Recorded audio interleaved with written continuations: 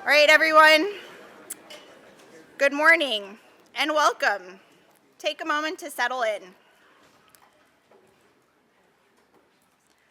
I want to begin by asking you to think about a river that has shaped your life. Maybe it's the one that flows through your hometown, or the one where you caught your first fish. Or maybe it's the one you've been spending countless hours restoring. Rivers connect us, not just to the land, but to each other, to history, and to the future, and to something much larger than ourselves. I'm Annika Sullivan, current board president, and on behalf of the board of directors, I'm honored to welcome you to the 23rd Annual River Restoration Northwest Symposium. We have arrived.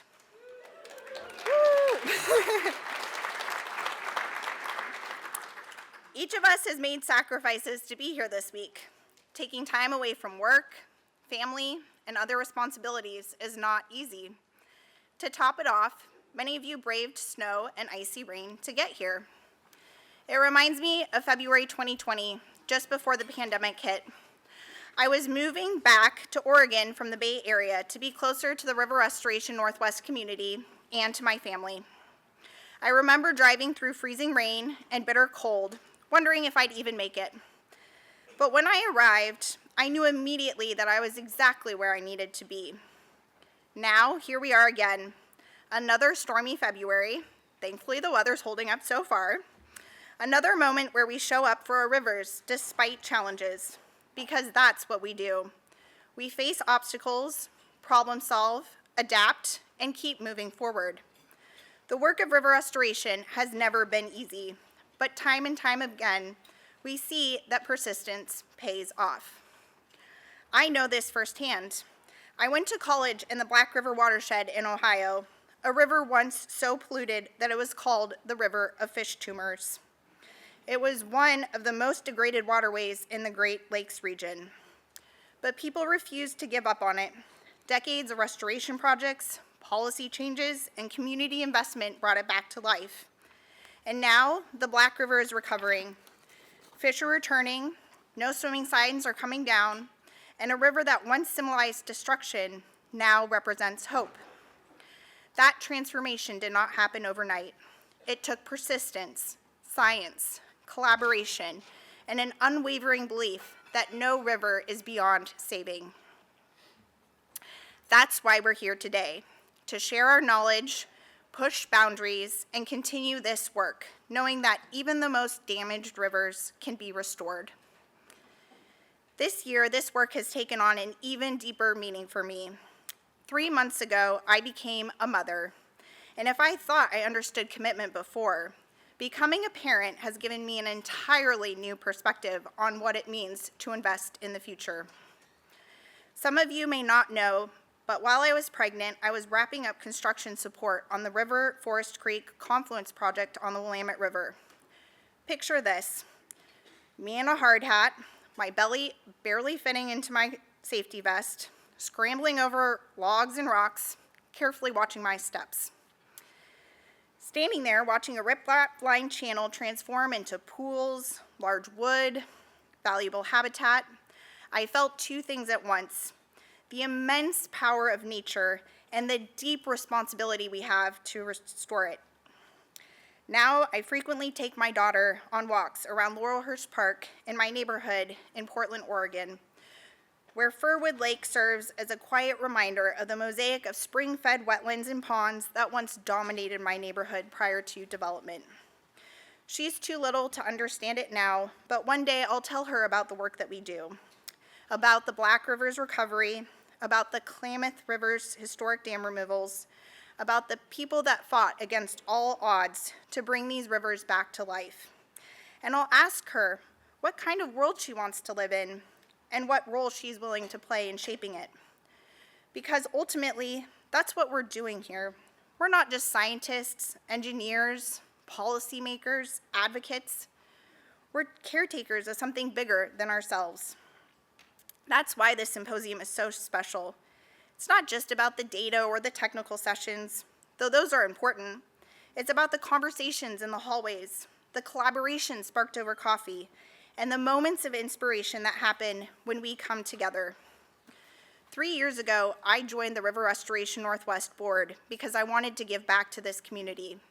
Since then, I've had the privilege of working alongside many of you on projects both big and small.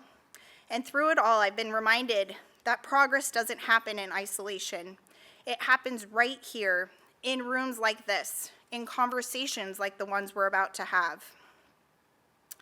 Before we begin, I want to recognize the incredible individuals who make this event possible. This symposium comes together each year thanks to the dedicated work of our volunteer board of directors. Your tireless commitment keeps this gathering thriving. If you're on the board, please raise your hand so we can thank you.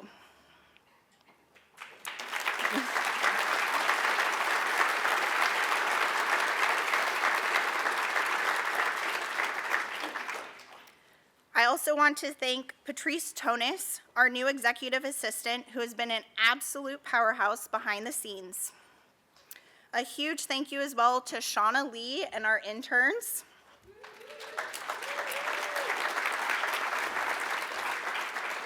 Yes, most of them are looking for work post-graduation. Our volunteers, our contractors, and the entire Skamania Lodge staff, your hard work does not go unnoticed.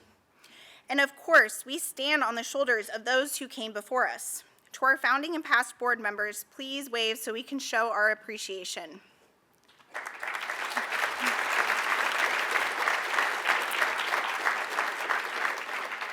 Now let's celebrate this community.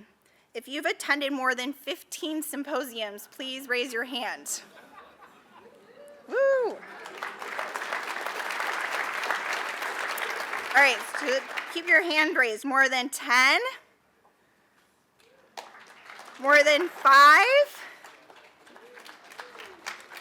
Now, if this is your first symposium, please wave. Woo! To those of you just beginning your journey with us, welcome. This is a place where your voice matters. Find someone new to sit with at lunch, ask questions, and don't be afraid to reach out. And for those of you that have been coming for years, please make it a point to introduce yourself to someone new. These are relationships that will fuel our work into the years to come. As we step into the next 3 days, let's push ourselves. Let's ask hard questions. Let's challenge our assumptions. Let's leave here not just with new knowledge, but with renewed purpose. Because the truth is, our rivers don't have time for hesitation. The work we do matters, and the urgency has never been greater. But if history has taught us anything, from the Black River's recovery to the Klamath resurgence, it's the transformation that's possible when people come together with vision, science, and persistence. So let's get to it. Thank you for being here. Thank you for your dedication. And now, let's dig in.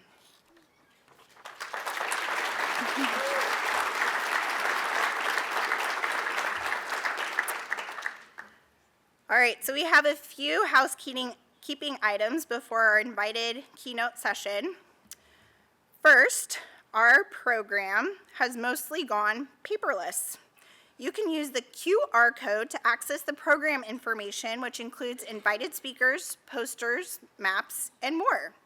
You can follow the flow of the program through the schedule posted on the left-hand side of the menu, which lists time and place. To access the participant list embedded in the Connect feature, you'll need to sign in. If you have trouble signing in, please seek out one of the board members or an intern for assistance. And please let us know. We will send you a copy of the participant list and continuing education forms by email to all registrants following the symposium. Also, if you'd like a PDF copy of the program, there is a link on the homepage of our website. A huge thank you to our sponsors. The symposium would not be possible without their support. And now, I'd like to introduce Erin McGowan, who's going to help introduce our invited speaker session.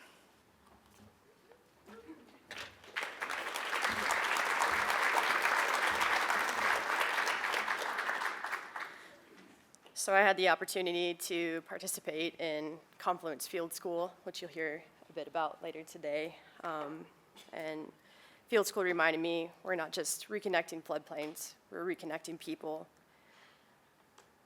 I'm Erin, I'm Spokane, I'm Arrow Lakes, I'm a member of the Restoration Northwest Board. I'm also a geomorphologist. I'm honored to have the opportunity to have Confluence with us today. Field School reminded me that not only we're reconnecting floodplains, but I'm not alone in this healing journey. And yeah, really grateful you are all here today. So I'm going to hand it off to Louise, who will tell you more about the wonderful work that they do today. Thank you.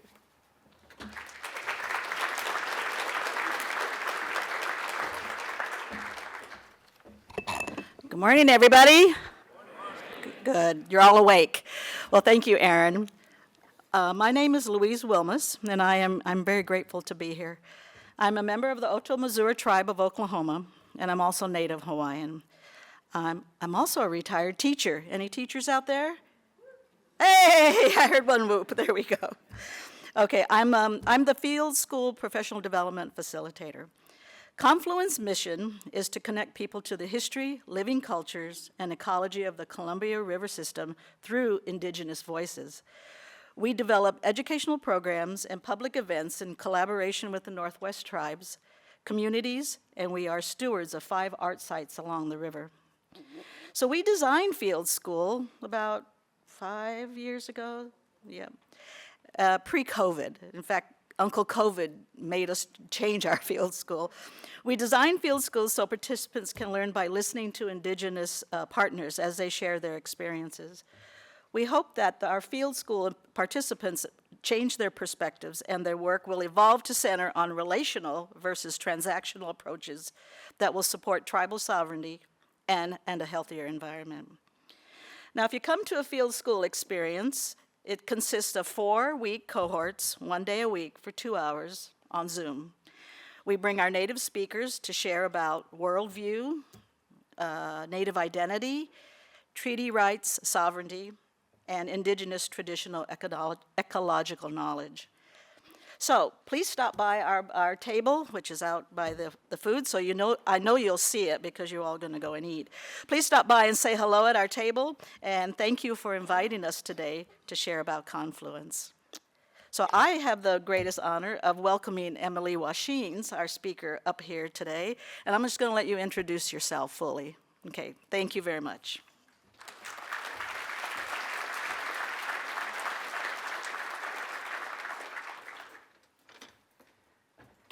Hello. I'm a little accident prone with the coffee, so let's put it over there, right? Good morning. If you have went to the QR code, you've already read all about me and the panelist speakers that are going to follow. But Shech Maitsky, Ichi Timini Ticham Iwa Nimi, Ku Shech Tachao Pawa Nimaimuma. Good morning. My name is Emily Washines. I'm an enrolled member of the Yakama Nation. I also have Cree and Skokomish lineage. I live on the Yakama Reservation with my family. I teach at the Evergreen State College. I also teach at Yakama Valley College. I work on an architect team. I do a lot of different contracts because I'm just curious by nature. And I like to build, right? I saw the little sticker with the little beaver that's on the table. I love that sticker. Beavers don't get enough, notoriety. So that was a very pleasant, yeah, let's cheer for the beavers. It's all about building, and as we opened today, we heard no river or waterway is beyond restoration, and I love that sentiment. Okay, so we have. Let's talk about some Northwest water, fish, and people today in the overview. Am I supposed to, do I click it somewhere up here? Oh, thank you. So I'm going to talk to you today about restoring land to historical use, teaching about 7 fish. We don't only have 7 fish, obviously, but I just wanted to highlight 7. talking about tribal identity, talking about Native American language and how that is a data set. Imperative to learn the names of the fish. I've worked with a lot of biologists, and they will tell me Latin for 100 million days, and then I'm like, if you can learn Latin, you can learn Ichuskin, and you can improve it in your reports. Come on. And then they stop, At first I let them get their Latin out, and then I, say and share the words. But you also, have to have access, which is why I share these resources and these sources. And then we're going to talk a little bit about tribal sovereignty, treaties, and court cases, and of course about protecting the resources for those not yet born. Next. The different sources I have, I try to stop myself. I try not to make this like a case study. Everybody that's in here that writes reports and does poster presentations, you know how hard it is to limit. I was like, all right, I got to slow it down. But as Louise and Aaron had talked about, Confluence has been a great resource. It's a current open access resource if you want to go on there and look at videos of myself and even in the other panelists. It's on there. You don't have to pay a fee to access it, as well as some of the Yakama Nations sources. My case study at the Evergreen State College was sponsored by National Science Foundation in 2010, so that's a peer-reviewed, that's also open source available, which is very important to me. I never like to mention a resource and then say you have to enter this paywall or you have to be a part of this thing and da-da-da-da-da-da-da, right? I mean, some people you have to go through those things, but if I can avoid it, my preference is to be able to have you access it. And then, of course, Columbia Riverkeeper, which I'm a board member on, but I'm not speaking in the official capacity of. I am referencing a little bit of their timeline information as well. Okay, next. Okay, for those of you that restore land to historical use or look at different modeling or try to find out, what was the history of this land, the geomorphologist is at the table, which it took me a month to learn how to say geomorphologist without pausing and re-looking at my notes. So I'm so excited that Aaron's a geomorphologist because I know what you do. And I know how to say your title. You have no idea how excited I am. But there can be access issues, right? There can be meeting delays. It could be difficult to know how to engage. So I've often had this grounded model theory that's in my case study and presented it to people that are in the restoration realm. And said, go ahead and cite this, put it in your reports as a placeholder while you're trying to get those meetings and build those relationships. And a grounded model theory is basically, this is what my elders have said, and I decided to publish it, and this is the fancy words that we use in the academic realm, right? But these are the things that we grew up with. So protect the resources for those not yet born. Allow nature to guide restoration planning. And if we take care of our food will take care of us. These are things that are inherent knowledge to myself and other Yakamas that have grown up with these teachings about first foods, about our relationship, about our intertwined relationship with the resources. Next. So on the Yakama Reservation, we were able to restore a 440-acre wetland area. It was previously a wheat field. It went through a significant timeline of trying to acquire the land from the farmer that wanted to return it to the tribe, to looking at how we basically fix the water. As you know, those of you in wetland restoration, a lot of times you're limited by only being able to plan for, let's say people only want it to be wet. People only want it to be land. They don't understand the dynamic, especially adjacent landowners, that you're going to have it wet sometimes and dry sometimes. And those shifts and changes and bringing it back to its natural state is going to have, all the neighbors on board and not to freak out when that happens, right? So that's basically and essentially what occurred here is the tribe looked to return land to historical use. We were winning fishing cases, And our leaders sat down and our elders sat down and said, now everybody's going to be looking at us. And I'm going to say, what are you doing with what's being returned or has been reaffirmed in your treaty rights? All eyes are going to be on us. So let's have big plans, especially when you have mitigation funds that are coming in. So this is a 440 acre. The Yakama Nation Wildlife has over 20,000 acres that they work to restore in different areas. For those of you that know, they left in the roads because it makes it easier for management, being able to drive through and check things and do different aspects. They lifted up Toppenish Creek essentially by emulating beaver dams. They used the rock grade control structures. The geomorphologists met with all the ologists, waterfowl biologist, as well as the elders and the archaeologists. And they tried to find out the tribal history. And when they heard that, beavers essentially ran Toppenish Creek, they were like, let's figure out how to emulate those. Let's lift up Toppenish Creek to fix the water first. And this is very parallel of our traditional stories as well, because on our ceremonial table, the first thing that's put down is water, and then the other resources follow. So in this instance, and when you try to have a planning, and obviously some of you are limited by the water that's available to you with restoration, in this instance, we had a lot more control and say over the water. And then what ended up happening is other resources returned. So the Wapato returned after a 70-year absence with no seeds and no planting. And that was to the surprise of everyone, especially the waterfowl biologist Tracy Ames, who's now in Wisconsin and their wetlands.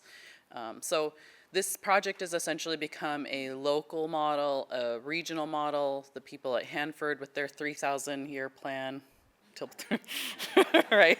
I don't know if I'll see what that's going to look like, but maybe our grandchildren will see what that's going to look like.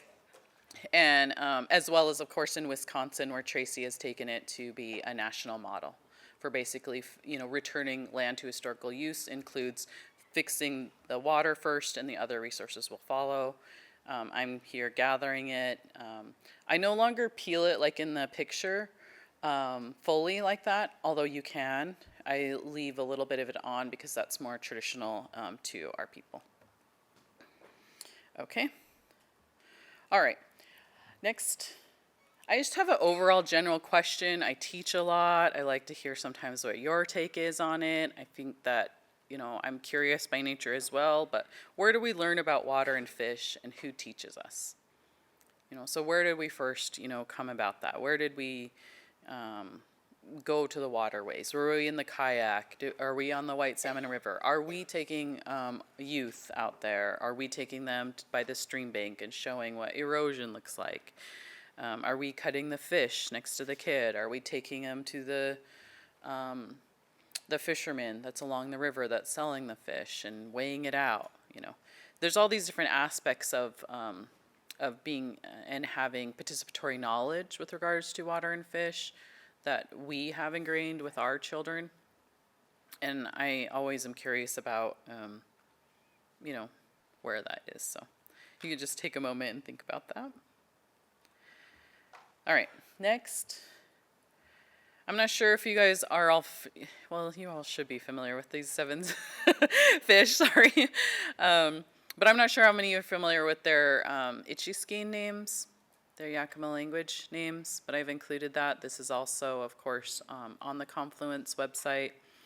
So we have assume, which is eel like lamprey. There is one note. If in first contact you came and told Yakamas, this is the name of your resource, this is the English name of your resource, our elders are going to stick with that.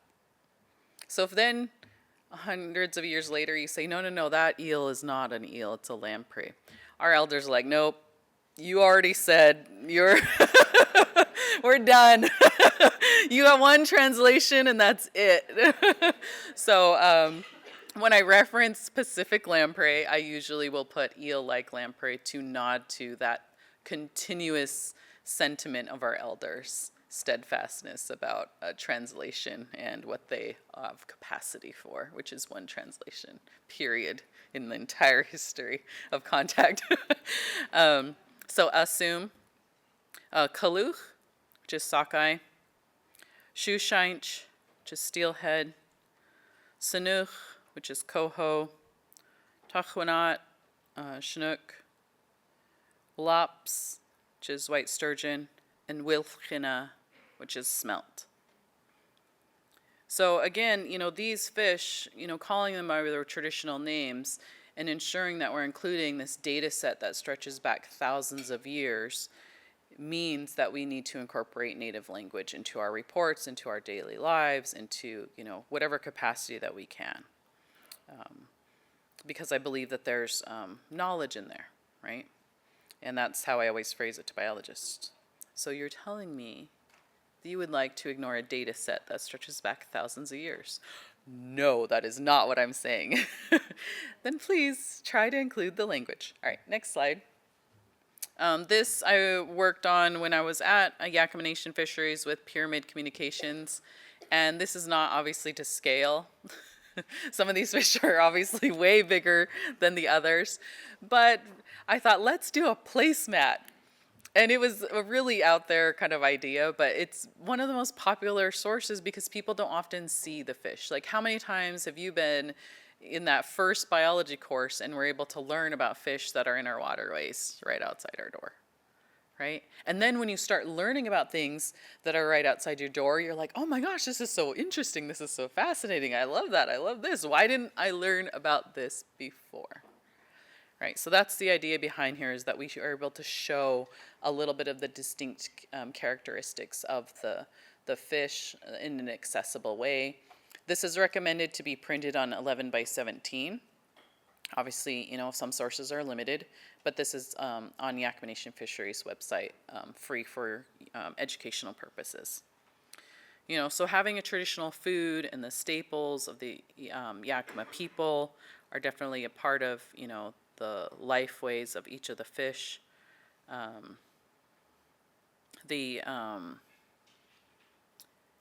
love the sockeye, and talking about the sockeye, I'll talk about it a little bit more, but they're my UFC fighters of the fish, right? But we had the Grammys a little bit ago, and when I talk to kids, I'm like, they all, like, when they're going through certain water, they're dressed like they're going to the Grammys, and they're shiny, and they're trying to blend.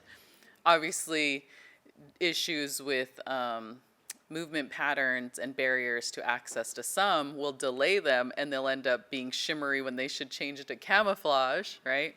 But yeah, so I love being able to have a descriptor and a picture to explain that. Next. For those of you that haven't, how many of you have seen smoking smelt? How many of you guys smoke smelt? Like 7, 8, 10? Okay. So if you haven't been on Yakama Nation Hunters and Gatherers page, that's ran by Aaron Whitefoot. He has and shares a lot of different pictures of harvesting, of gathering, not just of himself, but of others. But I had said, hey, can I take this picture of you smoking smelt and share it at my presentations? Because I don't think a lot of people have seen that. So here it is. And of course, for those of you that aren't aware, smelt is 6 to 9 inches. It was in the Lewis and Clark Journal, which people always like to know. But it has a very specific legendary history with the Sandy River for the Yakama people that directly relates to their name, the Yakama name for them. Okay. All right, next. All right, so the knowledge about fish is not just stagnant in books or in pictures. The knowledge is carried by generations before us and passed down to generations not yet born. Right, I think that's the tricky part about people that I love books. I have my living room book stack. I have my kitchen book stack. I have my bedroom book stack. I have my bookshelf book stack, right? Like, I love resources. I love books. I love to read things. But I also am aware that the knowledge that natives have about resources is not something that's stagnant. It's not something that can just be only referenced in a book or in a written material. And that it is something that has an oral history component, which is why, of course, I'm so excited for the panel that you're going to have later as well. Okay, next. I don't know how many of you guys have been a part of a Pacific lamprey release before? Show of hands. Anybody? Okay. So Yakima Nation, others might do this as well, but Yakima Nation annually helps out with the giving the lamprey a little Uber ride from the dams. Right? They trap and haul and truck them over, and then they release them once they're ready to go and lay all their eggs. So I'm here with Davy Lumley, who's an amazing, with the lamprey. She has worked with them for years, and she was very patient with me as I was trying to get in the creek. In the picture, it looks great. Right? I have no gloves. No, I have one glove on. But how many of you guys have held a eel-like lamprey before? So quite a few. So you know what I'm talking about, right? It's like those slinky, slippery things that you're trying to hold on to. And when they see the water and they're wanting to get back in from the bucket, that's where they want to be like home. And so as a kid, I saw this on the table very frequently, but as I grew up, I started seeing it less and less. And I didn't actually know what a eel-like lamprey looked like in its like alive form. I only knew what it looked like when it was on the table. So when I started working at fisheries, I was like, what's that? Because in our culture, we have bull cooks. These are frequently members that are outside, preparing the fish or meat, and then they cook that outside and they bring it to the table. It's a very awesome role and title. When we have a chinich, which is like a new in-law to a family, he will frequently have to just pour coffee for however long. And my husband we've been married since 2005, and there's always calling him Chinich. He's like, when am I going to graduate from just pouring coffee? And he never will forget the day my uncle asked him to cook the eels. He's like, yes, I have graduated. I have made it. I am head bull cook. He tells everybody. But it's a very sacred role. And again, you won't hear or see this written or typed anywhere. But, and especially because we've had to disconnect from this resource. I believe tribes currently harvest around 3% at Willamette annually. Because there's been a disconnect and because you stop seeing on the table, you have this gap in knowledge about how our elders prefer the lamprey to be cooked. And so ensuring that is held and steadfast is an important part of our, having the food. We want to have it as we had it when we were growing up. All right, next. So for those, how many of you guys know about the Yakima River Basin Sockeye Restoration Project? One or two? Okay. So this sockeye kaluch was returned to the Yakima River Basin after being extirpated. It took me a while to learn what that meant. Locally extinct, right? And this is all done by a trap and haul method. So they trap the sockeye at Priest Rapids and they truck them 90 minutes to above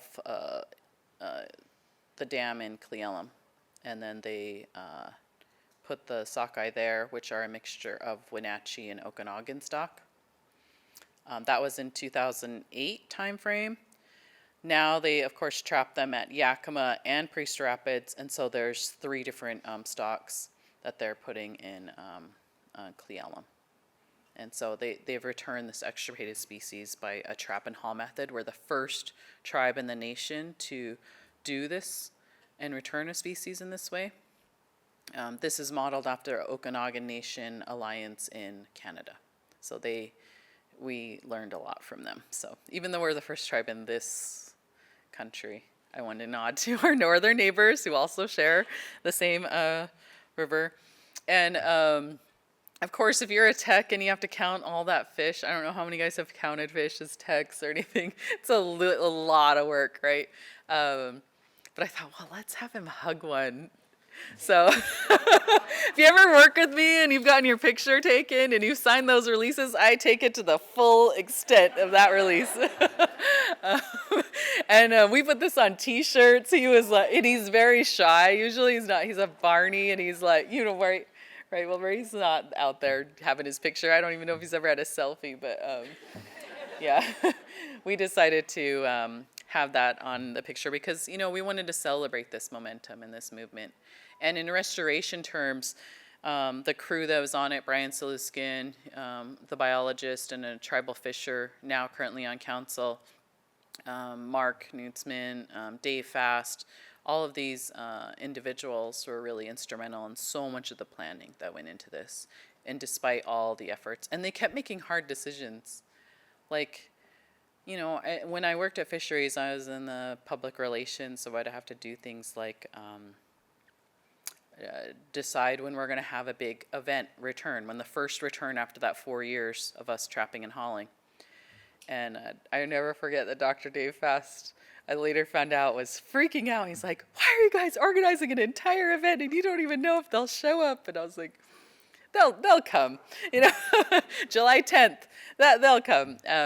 Just have some faith. And they ended up, returning, thankfully, because as we know, fish don't run like a bed and breakfast. They're not coming at a specific time, so it is a little risky. But I'm so grateful to the biologists that have had faith in the process to share this information out. Because along those banks, when the first salmon had returned, you had people from all different demographics. You had people from all different political spectrums. Obviously, Cle Elum is a very conservative area in some regards. And we were all there cheering for the fish. So, fish and returning can be such a great unifier in that regard. And the other aspect that I always think about when when things are difficult in my life, I think about the sockeye because the biologists had, as some of you may know, the Yakima River has a number of glacial lakes. Cle Elum would have been the hardest to return sockeye to. And that's where our tribal biologists decided to start with. And I thought, why? Why would you have started with the hardest one? I asked them, I was like, why did you start with, and this was like hidden. Like I was looking through like the 70th poster presentation, their long reports, and I was like, wait, you chose the hardest? Why did you choose the hardest lake to return these fish to? And they said, because if we chose the easiest one, they would have said we couldn't do the hardest one. So by choosing the hardest one, then that streamlined the process if we wanted to go for the others. Just brilliant. All right, next.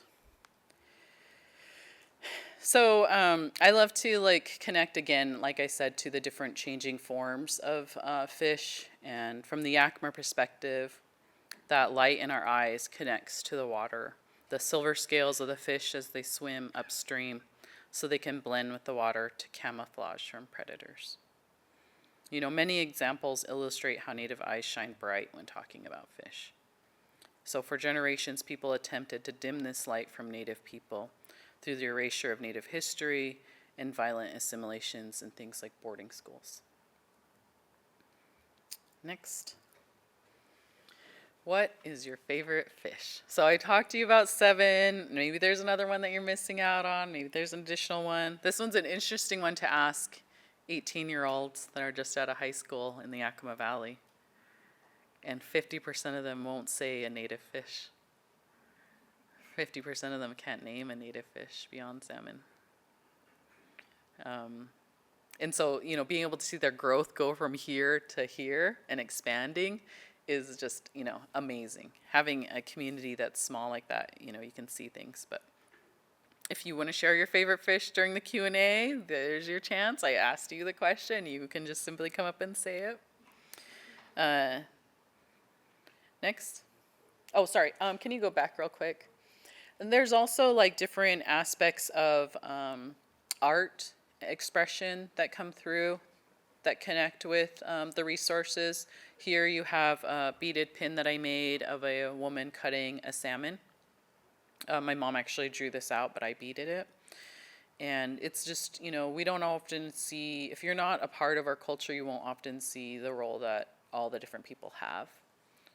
And the women cutting the salmon isn't a role that you would typically see if you were outside of our culture. And so being able to depict it with art and beadwork is something that is fun and accessible. All right, next. Okay, so the Yakima Treaty Rights. This is a boat. Its name is Brownie, with the late Patrick Luke, and we're right in the Boardman during the coal export proposals. And we've had a number of different elements and aspects about our fishing rights and about our treaty rights, but those extend beyond just the treaty, because since time immemorial, tribal people live and fish and sustainably manage the different fish in Chihuahua, which is Columbia River. And then, of course, we have the Treaty of 1855. And when you're referencing a treaty, please reference the statute number, because it's a federal document, so that's why I have 12 Stat 951 in every time. But it's reserving the rights of those to gather and fish and hunt, is an imperative part of our treaty rights. Next. Where does the lack of understanding from tribes and their rights stem from? We obviously have an esteemed elder that is on the panel that's coming up that was arrested for fishing. But we have a lot of different aspects for federal policy in the 19th and 20th centuries, that if you're removing somebody from their family, if you're forcibly removing children from their homes, and you're not seeing or hearing about any of this aspect that's going on and happening with regards to their culture, where does that understanding then come from? Does it come from books that are written from people that are from faraway places and then are taught to our children? Is it something that is passed on from different movies, from Peter Pan, etc., Disney type things? Little was understood about Columbia River people's daily lives as a direct result from violent assimilation policies. And, reviewing that history is very difficult and hard sometimes, but it is exactly the reason why we have this lack of understanding about tribal rights, tribal treaty rights. Next. Vine Deloria was an amazing author. And at the negotiations for the treaty, there's a very special article in the Treaties of the Northwest. That is the article that has been the center of conflict. It's basically the article that has been the center of conflict. All the different court cases you see is this specific article. And this specific article was specifically secured by tribes in the Northwest. And it's about the provision, Article 3, the right of taking fish at all usual and accustomed grounds and stations, which is further secured to said Indians in common with all citizens of the territory, and for erecting temporary houses for the purpose of curing, together with the privilege of hunting, gathering roots and berries. And the way that I explain this to my students is, do you only go one place for your food? If I were to tell you can only go to one place, and only that one, choose your Panera, choose your Panda Express, choose your Mod. Can only pick one. And then you can't go anywhere else. Like if you travel somewhere, you can't eat there. You would have to have brought it from where you're at. Right? Natives knew this, and we were trying to secure our different rights that in the areas that we usually traveled. So it's not, and when I explain it in that way, typically students tend to understand it a little bit more. Next. So after the treaty, we still need language interpreters. We're not fully speaking English. We're not fully writing it, not all of our tribal members. We have our first Supreme Court case in 1905, right, U.S. v. Winans, which reaffirms the treaties and prevents the states or their citizens from blocking tribal fishing access. It was tested recently in the Culverts case, this 1905 case where we still needed language interpreters. this landmark case withstood the Ferguson's Culvert's case against tribes. We, of course, have different tribal members that are traveling to DC in 1925 to talk about water rights. We have Thule v. Washington, which overturns a charge of needing a state fishing license. And then, of course, we have in 1950, lower Snake River dams and talking about the WDFW opposing those. Next. I can't focus on all of the cases, but I'm going to highlight a couple. U.S. v. Winans. If you cite this court case, everybody's going to think you know everything. If you understand this court case, you will understand 90% of fishing issues. So Justice McKenna issued their landmark decision, which protected the Yakima's right to fish, hunt, and and gather. And he wrote that for the Yakima people, fishing for salmon is not much less necessary than the atmosphere they breathed. So, and the Supreme Court further explained that the rights retained by Yakima Nation in our Treaty of 1855 was not as a grant of rights to the Indians, but a grant of rights from them. This is a fundamental principle known as the reserved rights doctrine.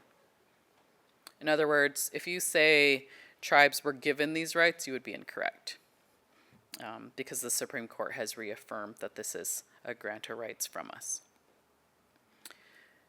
So what's true in 1905 is still true today. We have a deep connection with the resources, the salmon, and trying to protect the resources for those not yet born. The salmon and fish are paramount to our health. We all know the vitamin D, aspects that are coming through, and our diet. Next. Okay, the other case I'll talk about is the State v. Tauesnut and the State v. Meninik. So how many of you guys have seen this picture before? Nobody? Oh, two of you? Well, yeah. Confluence has seen it because this is on their website as part of their journal. I would hope you have. How many of you guys have been miners in Yakima? Okay, when you're waiting for your milkshake, this is huge. This is like this big right there. So now you can be the tour guides the next time you're getting your burger and milkshake in the Yakima Valley. And you could say, who is in this picture? What do you notice right away when you see it? What's that lady doing in the middle? Right? So the lady in the middle is Kate Stevens Bates, Governor Stevens' daughter. And next to her is my great-great-grandfather, Chief Meninik, the son of treaty signer Meninik. So you have two treaty signers' children standing side by side each other. Like, it's my dream that we have this picture taught in our schools.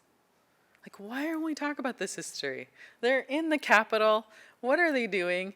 Why are they there? Why are they standing there? Why has she got a big old fur coat? Well, it's winter in 1921. Why are there natives in suits? Why are there natives that are dressed in regalia? The family of Lewis Mann, who's in a lot of resources cited by McWhorter. He's at not the very top of the steps with all the people crossing their arms, but 3 rows down from them, Lewis Mann. All the natives in the suits, so his family told me that all the natives in the suits are the language interpreters. So they were the ones that could speak English fluently. And while they were going through these court cases, they also figured out the Western civilization aspect of lobbying. Because I was like, well, why do you need so many interpreters for a court case? Don't you just need like 1 or 2? Or like, no, they also during the court case went around and lobbied, and they broke up into different groups. So even though, you can go to the next slide. Even though the Yakimas lost that court case, we never stopped fishing at Prosser, which we call Tuptut. This was not, quote unquote, on a reservation. And the state viewed that was not, we weren't allowed to fish there. And here's the fine that you have to pay. And here's the charges that you're going to have.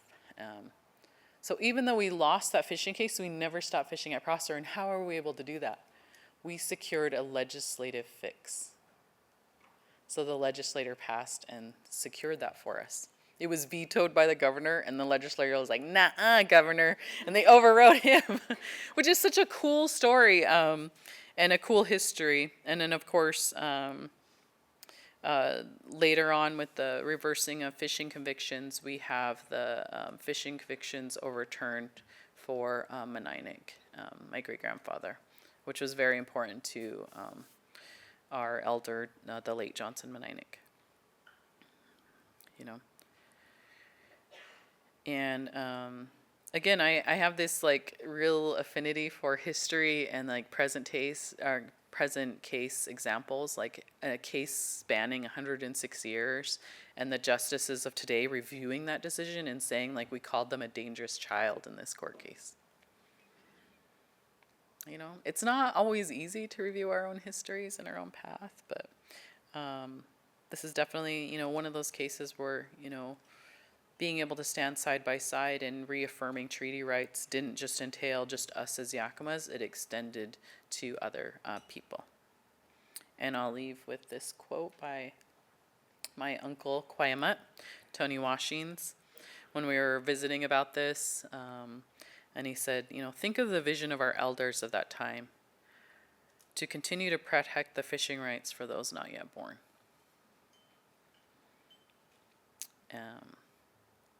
I decided to leave a little bit inspirational. I went back and forth about like, do I really hit on all the hard stuff, or let's talk a little bit about fun stuff, inspirational stuff, and you know, my uncle being able to have this like vision of our elders.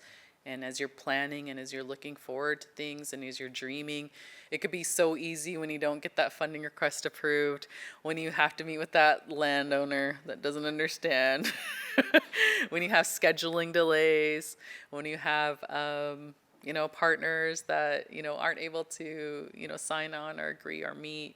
You know, you have all these difficulties. It can be very hard to, you know where the next step is. But, you know, just going back to what that original goal or intent is always can be helping refresh the goal in mind for our rivers and our waterways. So with that, I'll open it up for questions.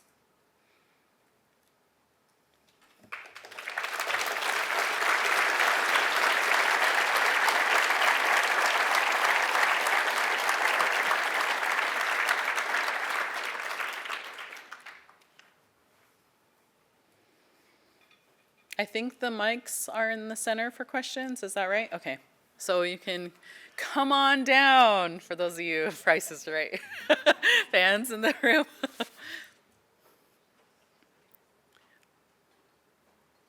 All right, first one. How do you prepare an eel like lamprey? The best way is over the fire. That's our favorite. There's also a way to dry it that is a very specific way, specifically held knowledge amongst families, but it's a very amazing way to have it because it's so oily. But yeah, so there's a way to dry it that knowledge is held with families, and then there's a way to like cook it just right over a fire, and just best to have the elder say there and have the taste test to say it's correct. Yes.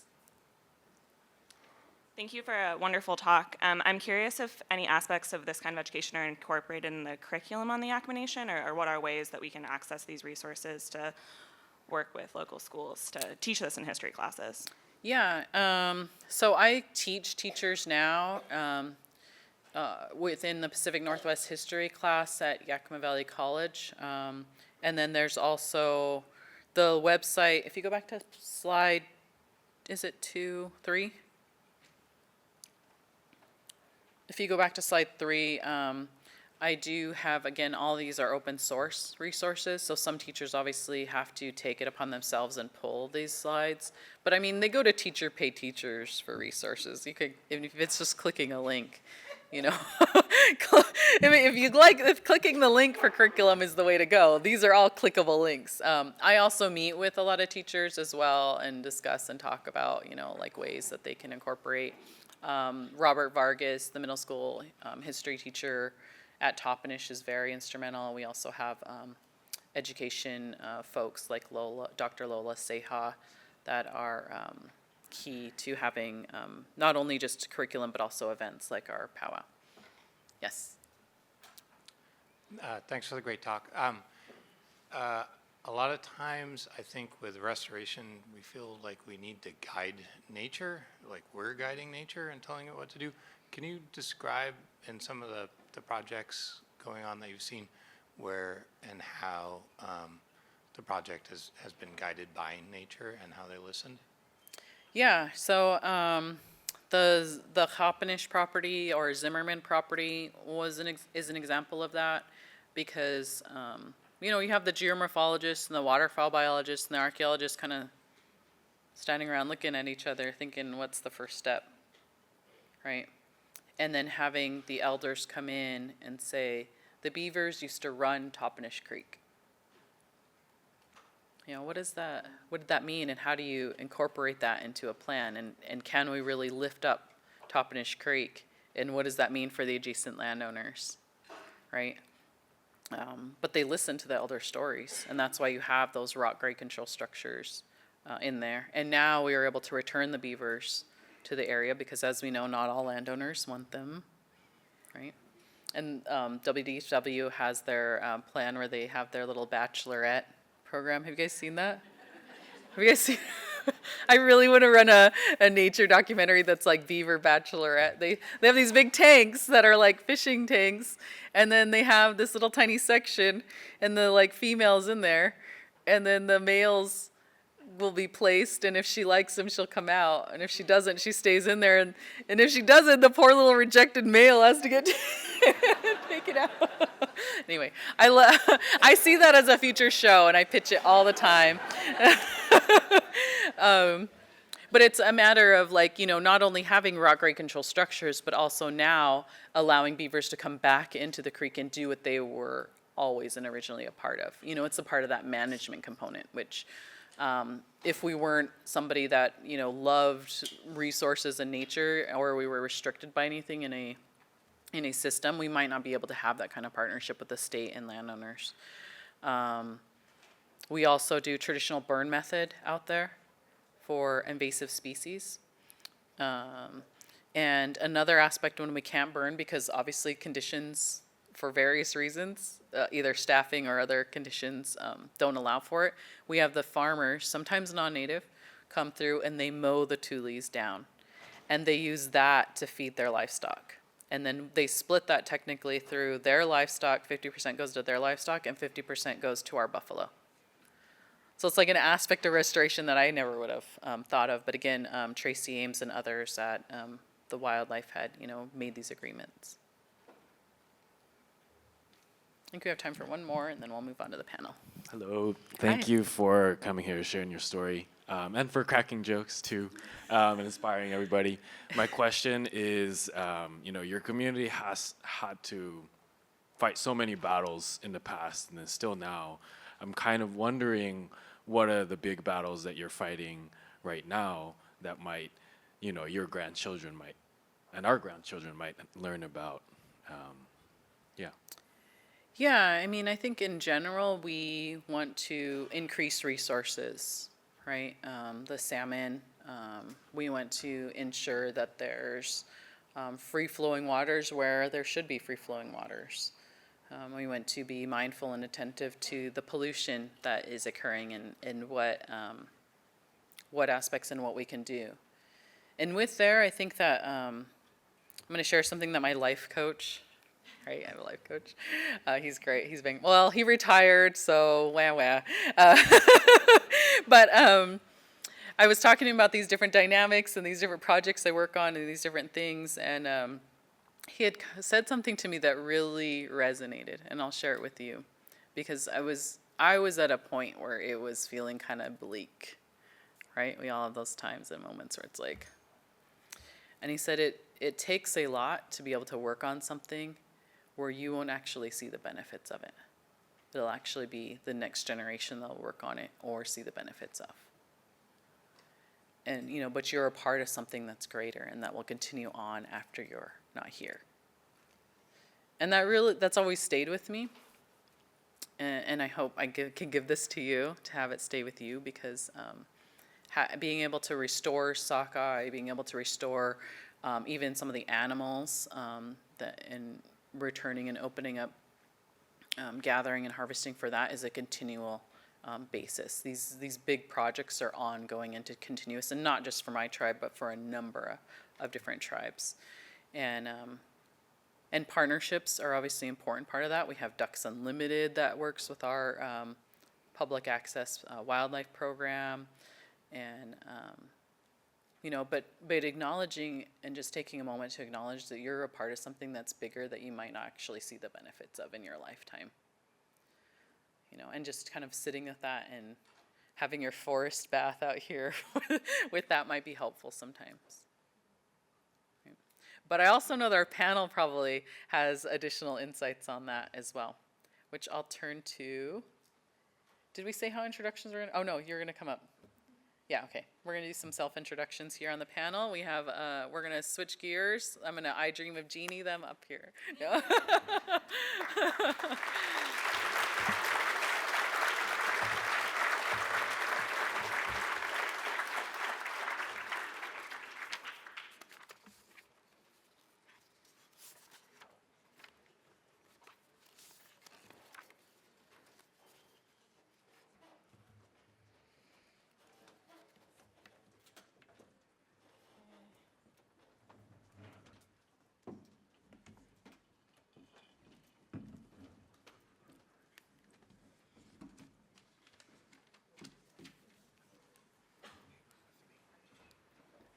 Okay, give it a second.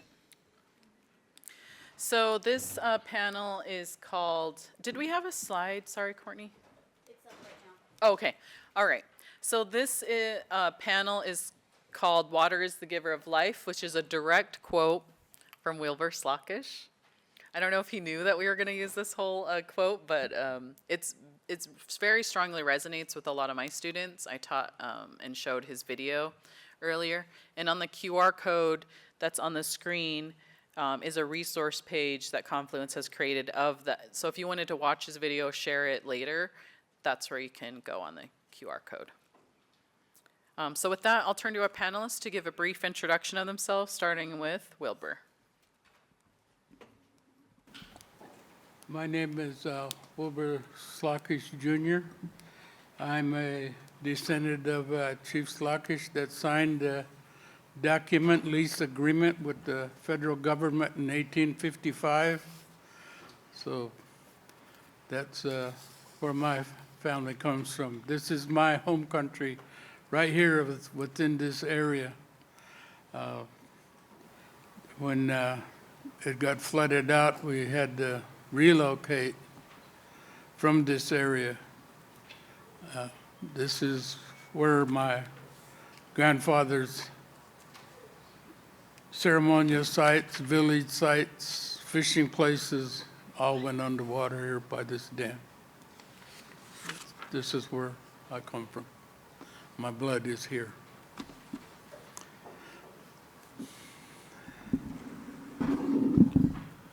Tots Mayway.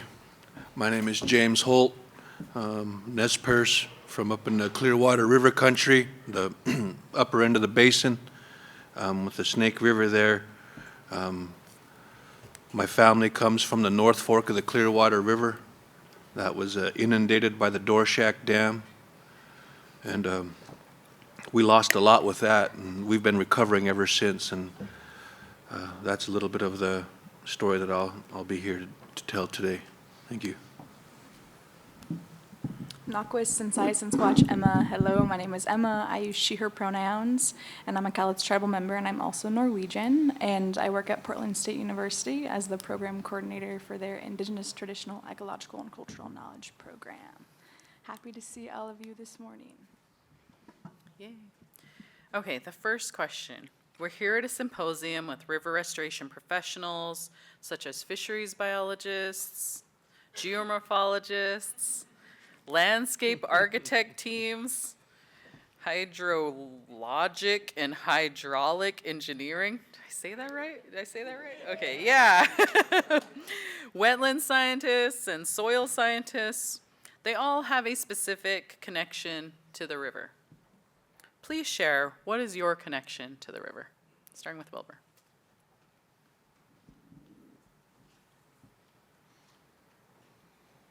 This river was my village place. It's also my source of food. Provided me with all of the fish that came through this area here. So that's why this river is important, because at that time, we could drink water from this river. And now it's not wise. But this river is connected to me through my family, past family, my ancestors that were here, buried here, and fished here, lived here year-round. This is my connection to this water, to this area. And I've never given up this water source and all of that in this area.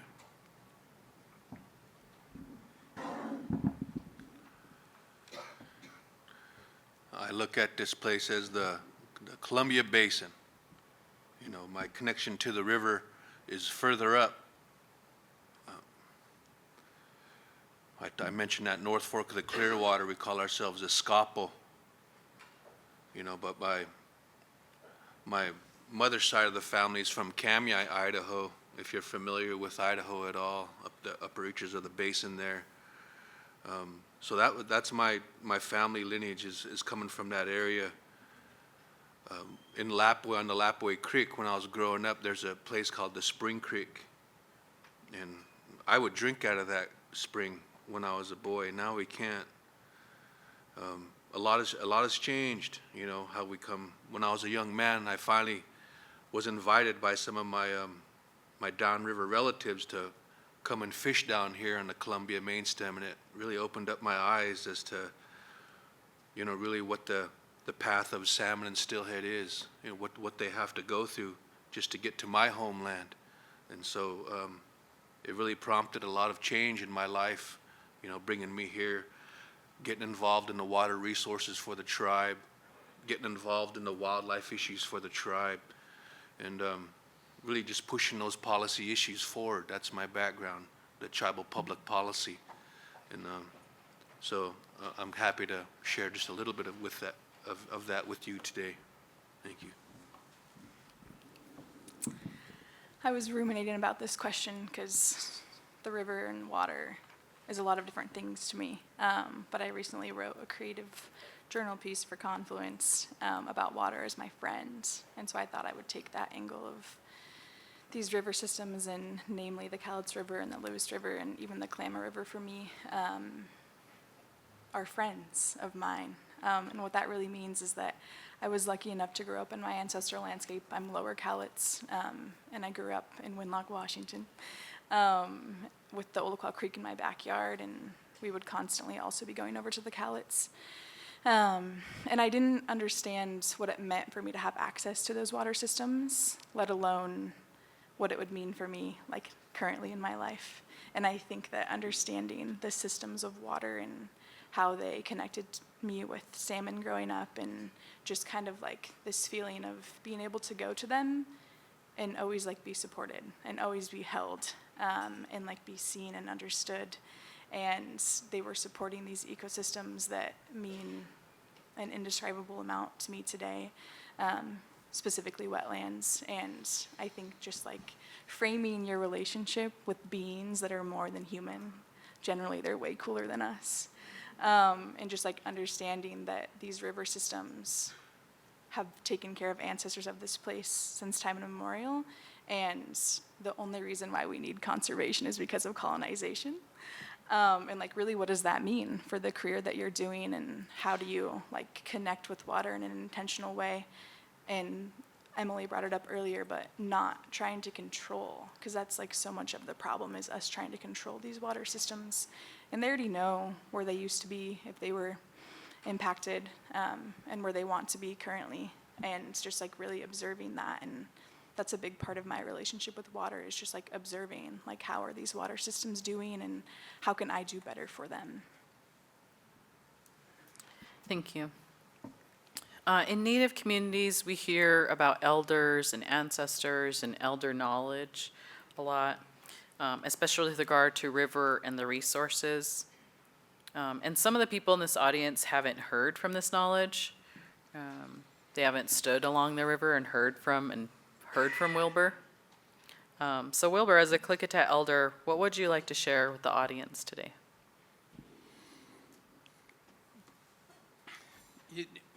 Well, follow up on that, water is the giver of life for everything.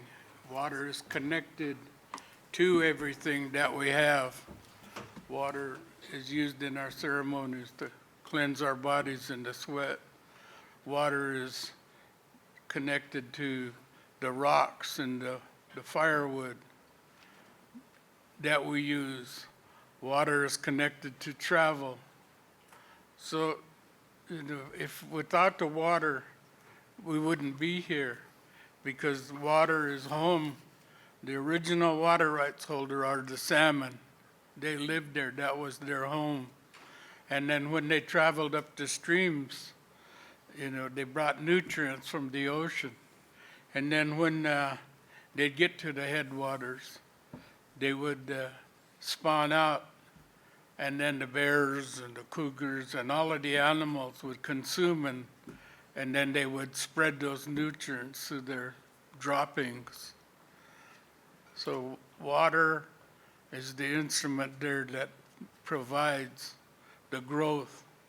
But without the water, the salmon wouldn't be here to do that. And his job has been disrupted by dams and farming activities and taking them out of those streams up in the headwaters. Because before the settlers got here, when they got here, the grass in the forests were nice and green because of those nutrients that the salmon spread.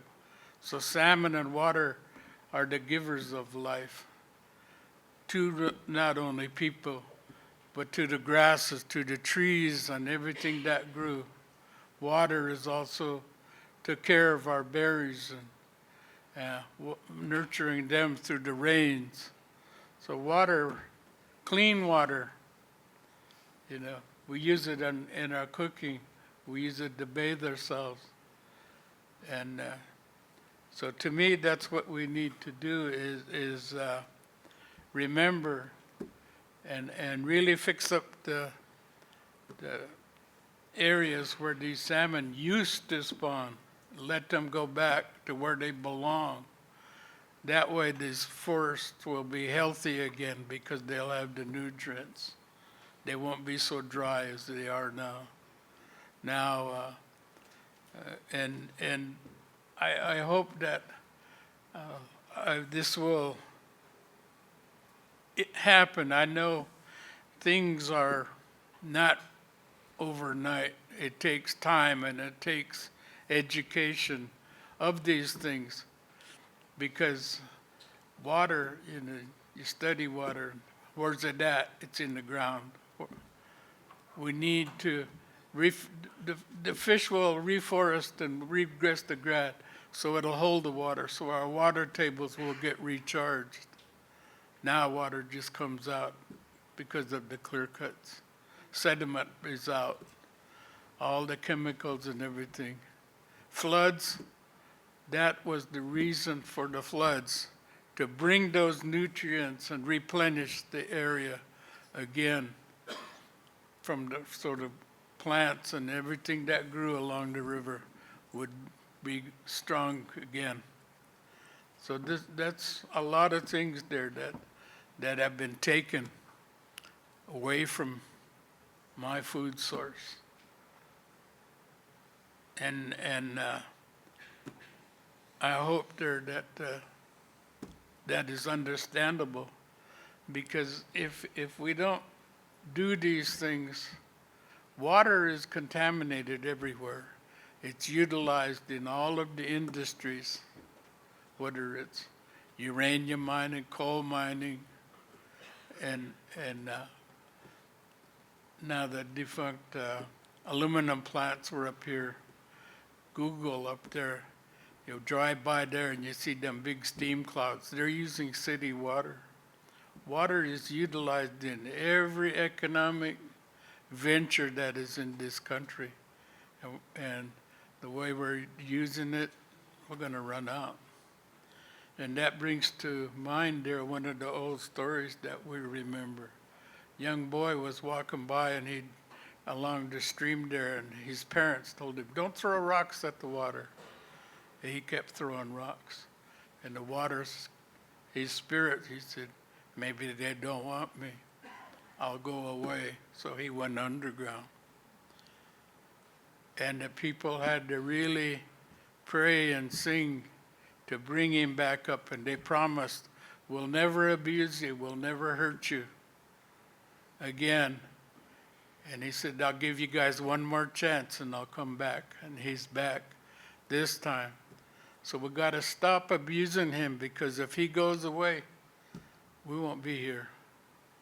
We'll vanish as people, not only my people, all of the people.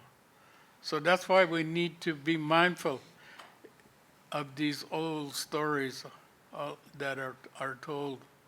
Take care of that water, because he gave us that one chance, and this is on that chance.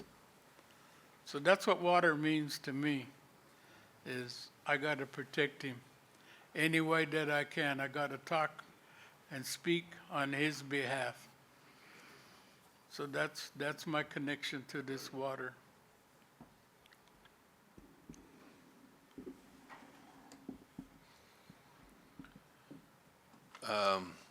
When I come down here this morning, I had a paper full of notes, and I grabbed the one with just questions on it, not my notes. So I'm winging it here. I can re-ask. No, I Okay, remember. I okay, remember. I got it. Okay. You know, not long ago, I lost my dad, and he had a lot of great teachings. Like, you know, many of us hold our parents up in the highest regard that way. And when I was a kid, you know, I'd watch my dad when he was on tribal council. He'd always bring his work home with him, and he was always reading on the couch or at the kitchen table. He'd always use those words on us, you know, so we would always understand the words that were used in treaty or the words that were used in management. And it got old, you know, there was times where I didn't care what promulgation meant, you know, but he kept on using those words. And one of the things that he said through all that is, I'm there and I'm here because we have to tell our own story in whatever arena it is and whatever way that means. And so for him at that time, it was to understand all the legalese of these documents and to apply that, you know, his worldview as an Indigenous man, as a Nez Perce man, to tell our story. So I probably will tell a little bit of story to bring all this together, you know, to help kind of feed off of my elder here and the great words he's sharing. And it starts with Wakaipa. A long time ago, before the human beings came, the animals, they stood on their hind legs and they talked with each other as human beings do with the trees. During that time, only the trees had fire, only the pines, only the cedars. Everybody else was left in the cold. And finally, the pines were going to have a great council. It was in the wintertime. It was a particularly cold winter. The pines went near the Grand Round River, and they built a great fire, and they jumped in to cleanse themselves. And they put sentries around that fire so nothing could take it. Beaver, since the beaver's the theme today, I figured I'd tell a story about beaver. Beaver knew that they were going to do this, so he went and he hid himself under the bank next to that fire. And after the trees and the guards start getting a little bit attention on their meeting, a coal, it fell out of that fire and it rolled down next to the water. Beaver, he grabbed it and he put it between his chest here, and he starts swimming. The trees, they immediately saw him and they raised the alarm and they started chasing Beaver down river. He dodged left and right. He went left and right. Soon the trees realized they weren't going to catch him. So most of those pines, they stopped. And so you can go to the Grand Round and you'll see that there's places there where the pines are so thick you can't hardly get through them. The pines stopped there. Not all of them did. They chased Beaver on, and so less and less began to finally stop, tired from chasing Beaver. Finally, they all stopped, and Beaver, once he got away, he could get away, so he just went straight, and he took off down to the mouth of the Snake River. One cedar said, "Oh man, I don't think we're going to catch him, but I want to see how far ahead he got." And so he climbs to the top of this hill, and he looks and says, "Oh yeah, boy, Beaver, he made it to the mouth of the Grand River. Oh, there he is crossing the Snake." And he gave fire to the willow and the birches. And so that was how it came to be that we all had it, because they shared it with the willows and the birches. Beaver did his job. He helped make the way for the people. So today when we need that fire, we can go to those willows and birches and use that old way to start the fires up. You know, before the lighter and before the matches, we had a way to make that fire. And so Beaver, he was incremental in doing that for us as we came after. Not too long after that, the human beings came. You know, our village, our oldest village site on the Salmon River is over 16,000 years old. Before the last ice age, before that land bridge, we were here. When we got here, we were not very good at it. Grizzly bear, he was mad that we came here to live amongst his home, and he said he was going to kill us, and the boy got lost.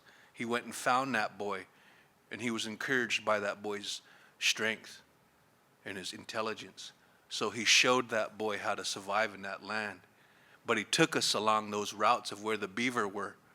He showed us everything that beaver did that was good, how it held the water so it wouldn't just leave, how it made a home for the young fish before they headed out, how it pulled up the adults as they came home, making it easy for us to fish.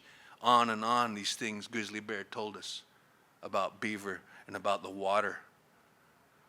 And so we said that we would take care of these things in our home, that we'd always honor the things that Grizzly Bear told us. You know, and some of that I think we've forgotten, because now beaver's gone and fire's rampant. You know, we need to bring beaver back to take more of that fire back, to lower those fires. Because the ancestors now, the elders, the spiritual people, I've went and I've sat with them, and they tell me we've entered a time of fire. What does that time of fire mean? You know, we're in it now. We can't get past it. We hear these climate scientists telling us about these Celsius degrees. We can't overcome that. But the elders I talk to say we already hit it. It's already behind us. Now what are we going to do? So this is the right arena to be in, to ask you, what are you going to do? You know, you're doing it. You're doing all that great work. So I appreciate that you've taken that time to educate yourselves to understand the importance of water. Because we all know it's the giver of all life. It feeds us all. And there's a lot of ways where we can make sure it's cleaned, make sure it can do the things we can do, that the trees up above in the mountains, the mountaintops, can do their part for the water cycle.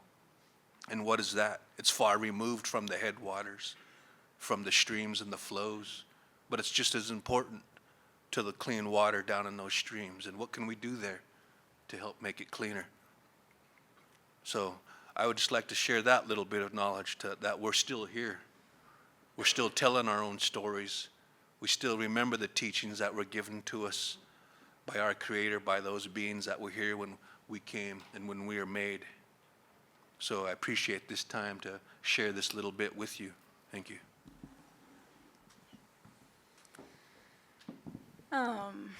My ancestors are the only reason why I'm in front of you all today. And I feel like when I was really trying to figure out my role in this work, they were the ones that were by my side constantly saying, it's within you to reclaim this.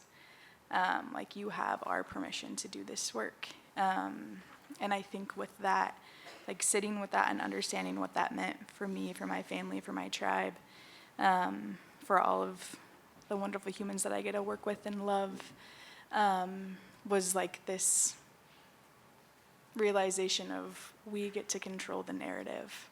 And as Emily said, our cultures are not static. And I think that it's so important for me to acknowledge that my ancestors also like continuously connect me to some of my most favorite people and plants. And because of them, I have like this deep understanding of what it means to be a part of an ecosystem. And so many of us don't have that. Like, what does that even mean to be a part of an ecosystem? So many of us are taught that we are separate from ecosystems, and that's very strategic because then it's easier to harm. And when I was in grad school, I was introduced to this term from very good friends of mine, and that is a cultural ecosystem. And all ecosystems are actually cultural ecosystems. And what that really means is that they wouldn't exist without some form of human interaction to thrive and survive. And so urban ecosystems, right, they wouldn't be here without us. But a more fun one is like a camas prairie. And camas is a plant friend that I work with the most in restoration efforts. And for those of you that don't know, less than 2% of their prairies remain in Washington and Oregon because they're great for things like cattle and building. And they just have really suffered because of that. But they were the second highest traded item to salmon. So super, super important food source that people just don't really grasp quite yet. But everybody knows about salmon, and we love salmon, of course. But like understanding those connections, because many of our camas friends live in wetlands, and those are only wetlands because of water. And I think that I know that my ancestors really want every single one of us that is descended from them as Indigenous peoples to like feel that power of like, you belong in these places. These places are your ecosystems. How do you know them? How do you connect with them? How can you actually like serve them in a reciprocal way? And I think that one really interesting thing in the world that we live in is so many of you are on timelines. I'm on a timeline. There's always timelines. And a lot of our restoration efforts are only funded for a set amount of years. And you can only work on them during this time of year specifically. And there's all of these timelines, and that wasn't a thing. That never used to be a thing. And so many of these areas that we're restoring and that we're working on to revitalize and reconnect and reclaim, they're not working on a timeline. And so what does that mean for us? Like, if we're gonna do a restoration of 3 miles of this river, how can we, in some form, make sure that we're going back to visit and see what else that river system might need? It's a forever project. They're all forever projects because those ecosystems are gonna be here, hopefully, for generations to come in much better health than they are now. And so how do we commit ourselves to working beyond that timeline and understanding that the river systems that you all are working on, these ecosystems, they need much more than what a grant is going to allow you to do. Not belittling that work because it's just as important, but we can't constantly be like, oh, we're gonna go do this restoration over here, and then we're just gonna let it be and not engage with it any further. Those systems need our engagement and they need our care, and that is so much a part of understanding what your role on that ecosystem is. Thank you. With so many teachings about the river and with so much technology and interdisciplinary approaches or partnerships or teams, how does the phrase "water is the giver of life" connect to river restoration? Like, what insight or tips can you give our audience today?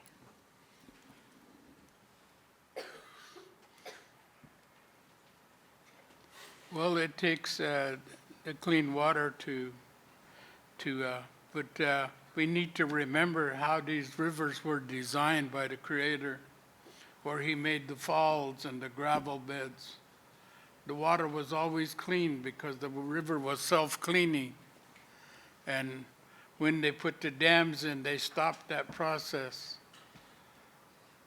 Water, when it flows and it goes over those rocks and through the trees and the other things there, it's clean, and it's bringing the other nutrients down to the other foods that we have, and that's been restricted by these impediments. And we need to remember there that when this water was flowing, it was nice and cold, and that's what the salmon and the fish need, is cold water. Not long ago, we lost around 300,000 sockeye, and they went into Klickitat River and Underwood primarily to cool off, because those streams from those rivers come from our mountains. So the water is cold, always cold, and that's what they need, is cold water. But they had to go and spawn, and when they went into, not the river, but the series of lakes that was be created by those dams, water gets hot. Water needs to move to be cool. And so we need to think, how can we utilize more spillage from those dams? But you hear power, we need the power, and all of the power sources, and now we hear green energy. But the green energy utilizes some of our root gathering areas, some of our berry picking areas, because of they want to make a pound and generate electricity that way. Windmills. We always hear everything is, this is a free market country. Well, that free is the sacrifice of our salmon, our foods, my 4 natural foods that I didn't have to plow the ground. They grew naturally and seasonally every year, as long as we took care of it. The berry fields. My grandmother told me about how they would do controlled burns in there to keep the brush out of there. Government agencies came and said, no, that's not right. Can't do that no more. Now the brush is accumulating, choking the berries out. And this is sound Western science. Well, sound Western science has created problems, and they always say, we're going to use science to correct everything that goes on. They said, we're going to use science. In 1977, they told me, give us 5 years and we'll have all the fish you want. They said the same thing here at this dam, 1937. We'll supplement and rebuild, you'll have more fish. And we're still waiting. But yet we've got more hot water, less water in the river. So, to me, we've got to stop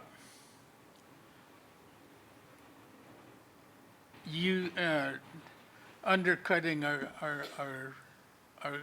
Creator's job that He did. He made everything the way for those animals, but farming and logging and aluminum plants have altered that. The aluminum plants put some fluorides in that river. Those cases she was talking about, they didn't end there. Came into the 80s. They blame my people for missing, and I was one of them, for 40,000 missing fish. But the aluminum plants poured fluorides into that river. The fish didn't get harvested by us. They lost their sense of smell.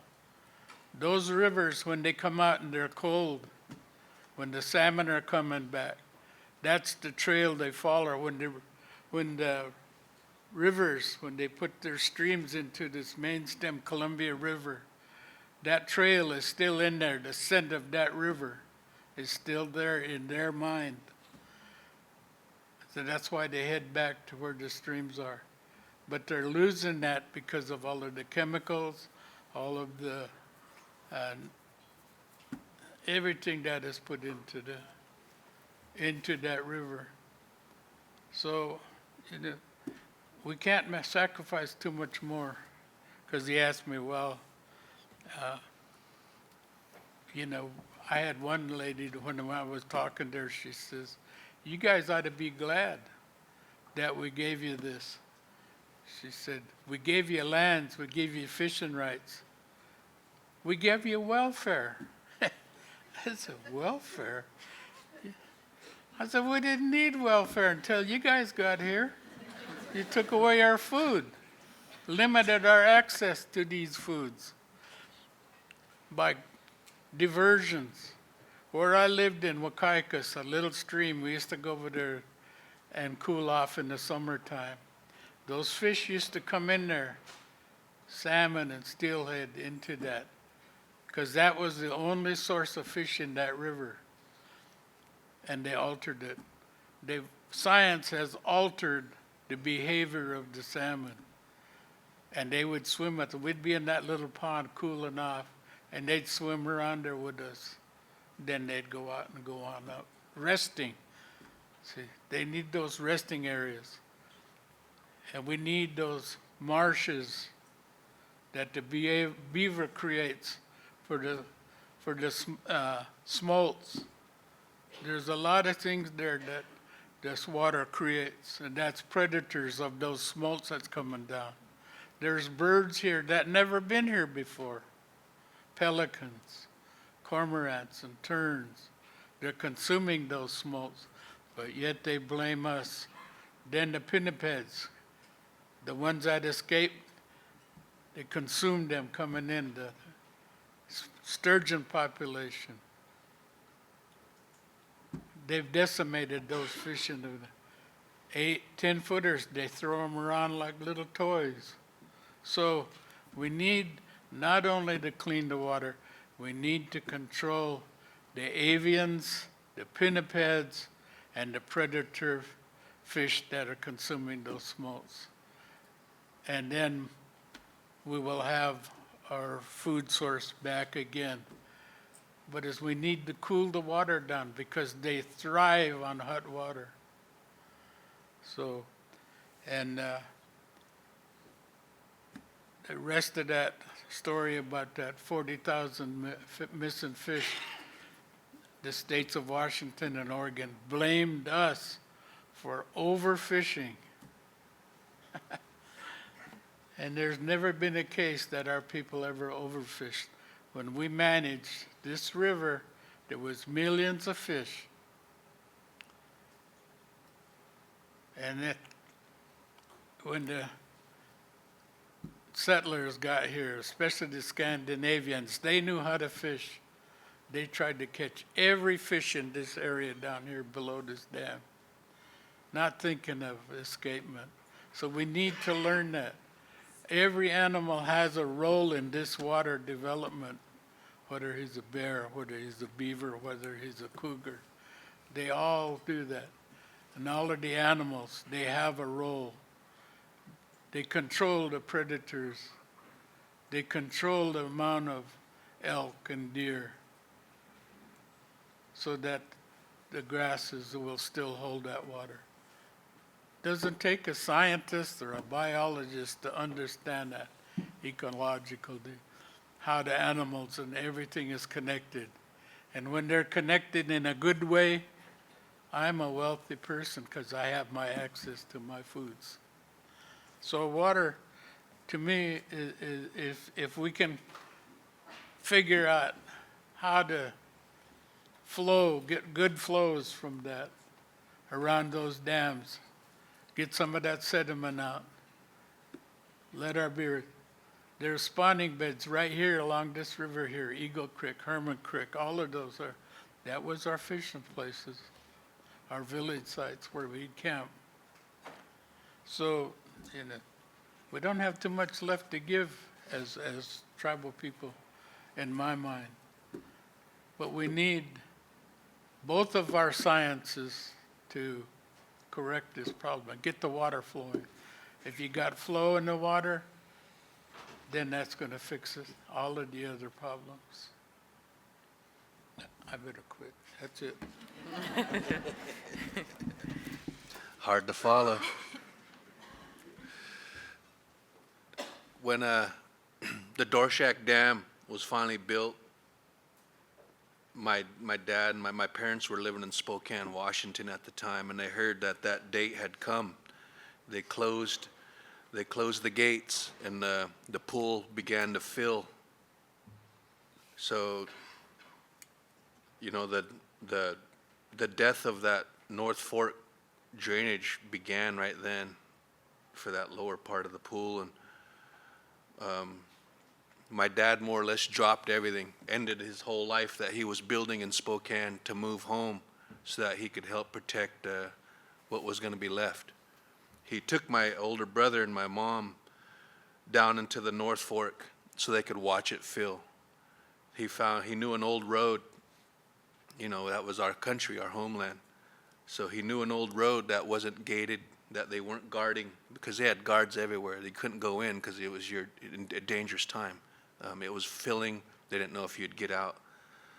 So my family went down there. They were the last people to see some of those places, our old village sites that we had as Nez Perces down there, where we used to go fish. It was my brother often talks about that, being there, knowing that he was there. That's hard stuff to overcome. So it comes back to one of my uncles telling me at one time that no matter where you are, you have to have a relationship there. And so, I watched one of my elders when I moved to Vancouver to do some work. His name was Art McConville, and he taught me about water, and other places, to always have that relationship. And we had went out to a few places and we held water ceremonies to help speak for the water there. We remembered Portland Harbor and all the contaminants that were there in the lower river. A lot of that cleanup's done, but there's a lot of work to be done still. Going to small tributaries like the Johnson Creek and helping to restore salmon there, camas to the wetlands. There's so much work that has to be done there still. But it was the act itself was very fulfilling, knowing I was planting shrubs, plants, pollinators, doing all this work. And it was all because I wanted to have a relationship with that water. And it was different water, combing the clear water. I had to go learn its ways, go be near it, listen to it, see what life was there. And I was with a lot of people when I did it. They weren't all Nez Perces. They weren't even all natives. They weren't indigenous peoples. It was this interdisciplinary setting we're talking about. It was in rooms like this, people from all walks of life. I'd imagine there's a lot of you that aren't even from the United States. You're from somewhere else and you came here. So we're all here in these places now. We're still here. We're not going to move, Some of us moved. I had to move off the North Fork of the Clearwater River because that place is gone now. We stayed gone as long as we could as the Holt family. When we finally did move to the reservation, they called us the Hillbilly Holts because we were from the way out in the mountains, still living in the lands of our homelands. We didn't just move to the reservation. We stayed out there as long as we could. We came in the 40s. My uncles and my aunts were born in a cabin in the Wheatus Meadows, what's now a roadless area, but it wasn't roadless to us. So a lot's changed in this time, but a lot hasn't. A lot stayed the same. We're still here.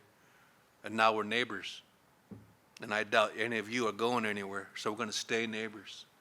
And we have to overcome these hardships that my elders so eloquently passing on to you. These dams, they do these things. The entire reach of the Hells Canyon that borders Idaho and Oregon is one big hot mess. Arsenic, the methylation of mercury, now that mercury is climbing up the food chain, and we should all be afraid of that. But yet, people are still sitting on their laurels if they're outside of that door, and they don't know the work that we're doing here, or the words that we're sharing to hopefully come together in a bigger way to solve these problems. Because once we get below the McNary Dam, it's all over again. Entire reach that has huge contaminants in it, all the way down to the estuary. And we can get into all the little tributaries one by one. What's wrong with this one? What's wrong with that one? Is it sedimentation? Is it herbicides and pesticides? Is it siltation from logging? What is it? We can overcome these problems, but we got to hurry up. This time of fire is going to grow. You know, we have other people that are starting to look at this water here in the Columbia Basin, in the upper Snake River. They're calling it extra, you know, like they did in the Klamath River with the fires down there in southern Cal. As foreign as idea as that was, they don't know the geography, so they thought taking those dams out somehow impacted the fire hydrants in the Gwen fire, you know, and it's crazy stuff. But these water projects, you know, who knows what 50 years is going to hold when this advancement of climate change continues. You know, we've been calling about these things that I know of at least since the 1920s, calling it a warming planet, calling it warming waters.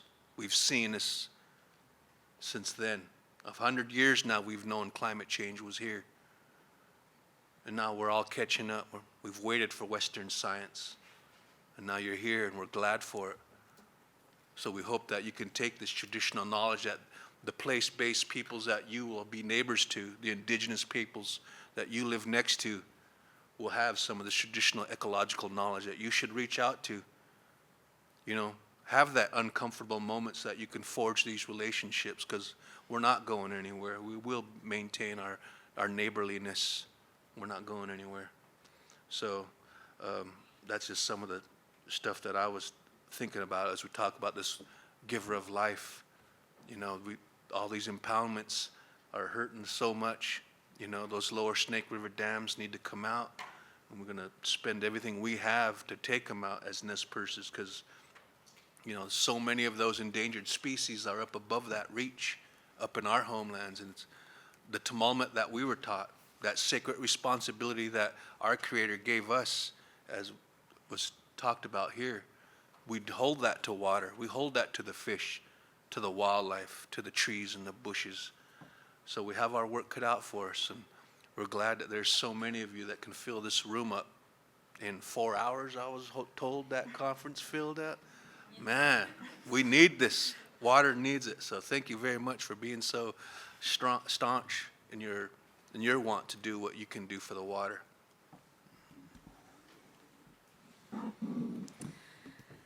I have a feeling that many of you are here because water's ability to give life has been impacted.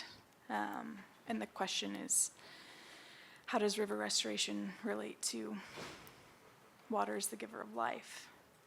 And there's a lot of emotions in that, right? Like, how are all of you on these projects seeing, before you start the work, how the ability of water to give life has been impacted?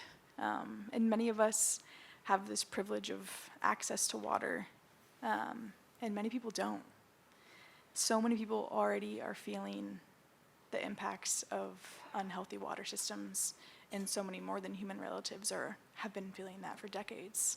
And I think reminding ourselves of that there is so much privilege that exists, especially in our country, about access to water, but then there's parts of our country that really suffer about that access.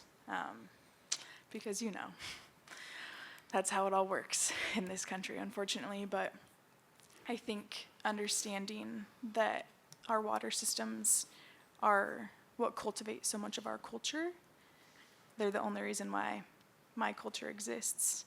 And knowing that I have water systems to go to for salmon ceremony, for smelt harvesting, to engage with these wetlands, to share teachings, to sit there with my elders and listen to whatever they want to share that day. And a lot of that always relates back to we have to bring everybody along. And what does that mean for us? And James was just talking a lot about that, is that we're all here in this moment, this continuation of moments that really rely on us as folks that have some sort of power to support our water systems and all of the ecosystems that they're engaged with across time. And that's a lot to unpack. I don't think you can do it fully at a conference. I think a lot of it's a personal journey, and like owning that of like, what is the role of water as a giver of life play for me as a person outside of my job, let alone as a person in my job.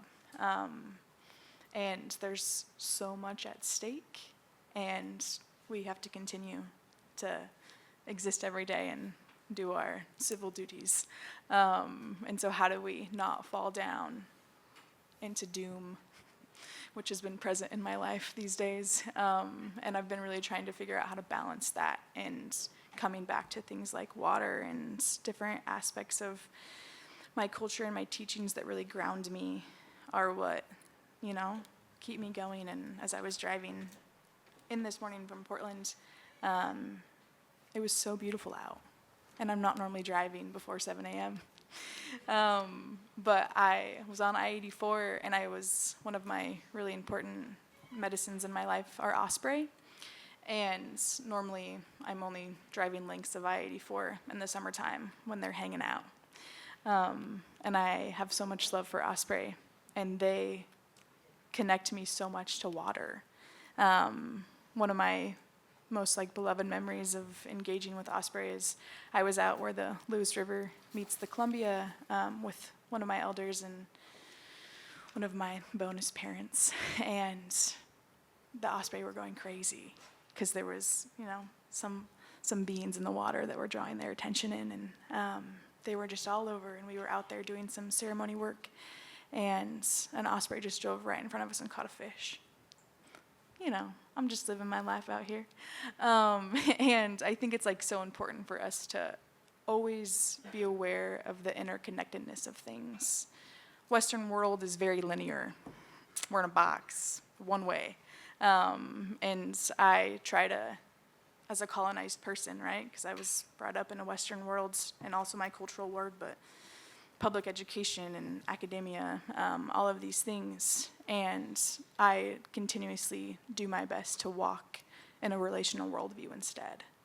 And what that really means is that I'm going into these spaces, especially when I'm working with the land, and understanding what it means to even be in relation with all of these different species and landscapes and people like you all in this room. And I'm not holding myself in a box because I can't fit in a box. None of us really should be in a box. And I think there's a lot of value in taking a step back from your linear worldview and saying, okay, I'm working on this project. How can I see all of the interconnections of this site? This offshoot over here obviously is really good for salmon habitat, but it hasn't been thriving for however long, and what kind of plant relatives might really bring those salmon health in this spawning area. Everything is so connected, and the goal of Western civilization is to not feel connected. And so how do you bring that back for yourself? I would say every day, and I think it's really important to push back against the status quo and understand what it means to be a part of these cultural ecosystems that we're all living in, because we want water to continue giving life. Thank you. Okay, so like a spring freshet, we invite you to flow up to the mics and ask questions in our last few minutes together. This side of the room has asked the most questions. I just want to let you know, I don't know if it's competition, but I just want to note that. I have a couple of questions from the Zoom feed. Okay. The first one is for Emily, following your talk. You say fix the water and all will follow. How do you view riparian planting as a practice?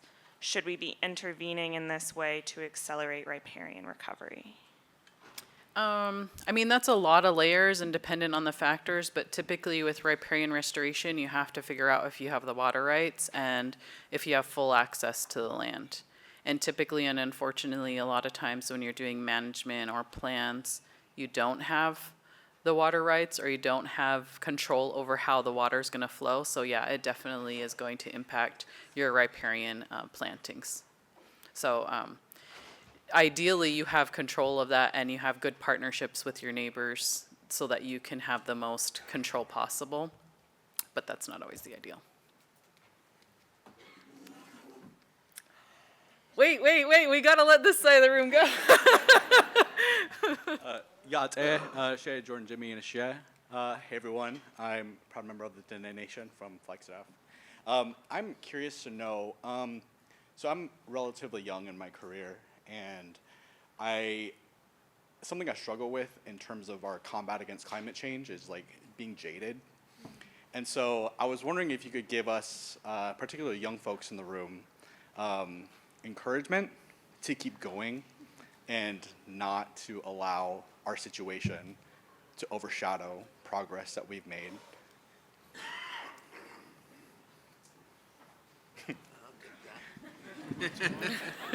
Couldn't hear you. He asked, how do we keep motivated and keep upbeat, especially with the younger generation, so that they don't get jaded about the ongoing degradations? I'd say for me, it's, it's definitely ceremony. You know, it's definitely remembering why we're there. It does get hard, you know. I mean, when I was on tribal council, I was at the table chairing a meeting, and I got told that another run has been extirpated, and it was gone forever, and that broke my heart that day. But then, not long after that, we recovered coho, and now there's a state catch and keep season on it. We were so effective at the restoration of coho. So there are success stories out there, and we have to find them. And sometimes, rather than the easiest place to restore, we go to that the hardest place. We go to the easiest one so that, you know, we can achieve some success and have it, you know, in the short term, so it can, you know, gather that force and get that attention on it so that we can get more resources put on it. So I think we got to build that into the process itself, you know, build that motivation and build that happiness in, because otherwise I think we could all drown under the depression of the time.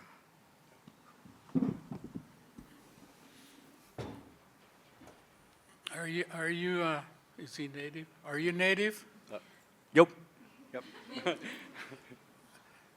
Then you need to go back and listen to some of your old stories about how everything is connected. Because my son came home from school one day, and he said the students are telling him that we waste fish. And that's what the parents told him. So I went down to the school and I asked him, what's going on here? And he said, the parents are telling him, you people waste fish. You just catch it just because you can, because you got the right to catch them, so you just throw them away. And I said, no, that's not true. So he told me to do something about it. So I got some people together and we went down. We took dried deer meat, fresh deer meat. We took berries, we took roots, and we took hides, moccasins, and our clothing. I said, we do not waste any part of this. First of all, the salmon, he provides us with all of the nutrients and everything there that we need, vitamins, and he's in the water. And then the deer meat, he stood up and he said, we'll give you, for the coming people, I will promise them clothing, food, tools and shelter as long as they take care of me. Then the berry root stood up and said, I will provide them with all of the nutrients that their bodies need. There will be many of us. There will be onions and carrots and all of the vegetables that we had. Now that, I guess we can call them vegetables. And then the berries, they said that they would be the signification of the ending of the natural growing season of our food cycle, that we would gather all year long for our winter use. And then in the winter, that's when our school began. That's when they would teach them how to make the nets, how to make the weapons, and how to make the arrowheads and all of that, and teach the rest of the role of all of the animals. And I didn't really pay attention, but I remember the last one good one there that I remember was, she said, you remember this part about all of the animals, but remember the wolf. He takes care of all of the sick and injured animals. So we'd always have clean, healthy foods. And being young, you lose your attention. But then I was watching a documentary in Yellowstone, and the hoofed animals were just devastating the landscape. They reintroduced the wolf there, and he did his job. He did the predator control. And so these are things. Now the Yellowstone is back in balance. So that's what we need to do. Remember to get everything back into balance. That's all. Aho, thank you.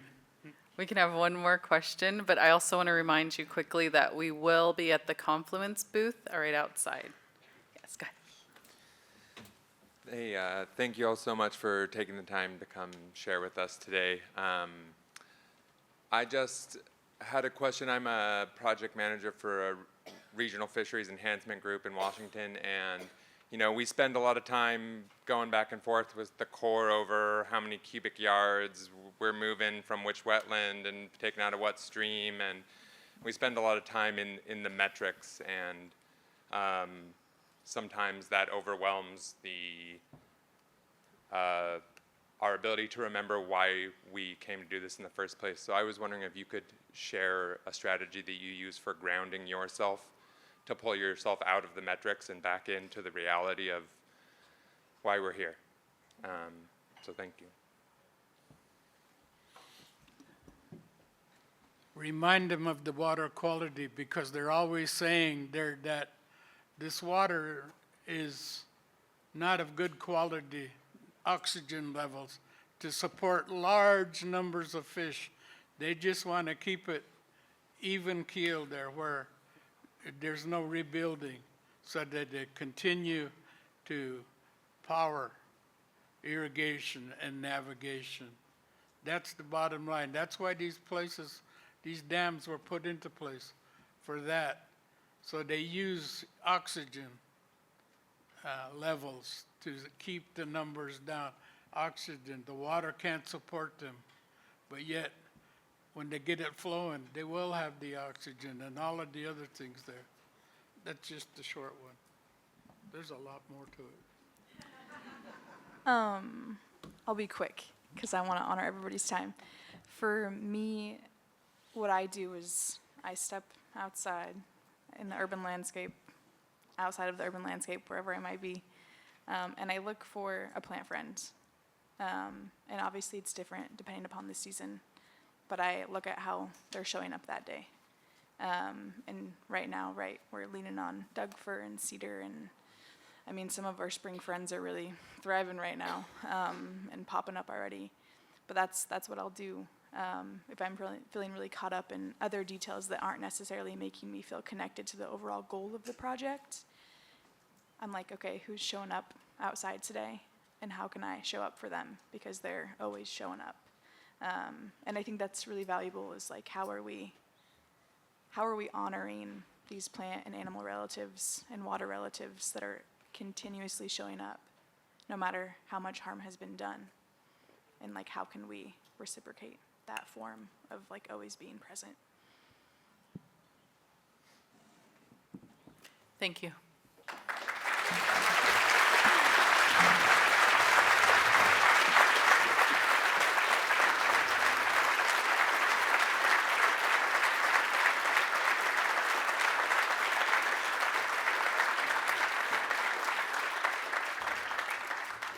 Thank you all so much. Just a couple announcements to make right before we break. This year we have a newly designated mother's room for lactation and nursing use. That is Summit Room 6. There will be key access only, includes soft seating, water, and a refrigerator. You can also request a key from River Restoration Northwest staff or a member for access through Thursday. We also have a new designated quiet space in the Washington Room featuring lounge seating adjacent to outdoor patio and fire pit. Space is available Tuesday and Wednesday. So now we have a 30-minute break.